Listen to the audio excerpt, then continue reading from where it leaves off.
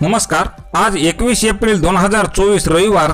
आज रात्रीला कोकण, मध्य महाराष्ट्र आणि मराठवाडा तसेच विदर्भात काही ठिकाणी विजांच्या कडकडाटासह वादळी वाऱ्यासह पाऊस तर काही ठिकाणी गारपिटीची शक्यता हवामानशास्त्र विभागाने वर्तवलेली आहे।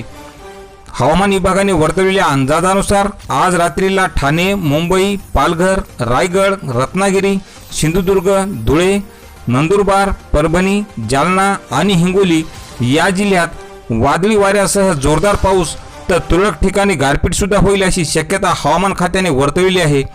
तसेच पुणे, जळगाव, नाशिक, नगर, कोल्हापूर, सातारा, सांगली, सोलापूर, छत्रपती संभाजीनगर, बीड, नांदेड, लातूर आणि धाराशिव या जिल्ह्यामध्ये हलक्या पावसाचा अंदाज हवामान खात्याने वर्तवलेला असून वाऱ्याचा वेग ताशी 50 ते 60 किलोमीटर प्रति तास वेगाने वारे वाहतील असा इशारा भारतीय हवामानशास्त्र विभागाने आज वर्तवलेला आहे।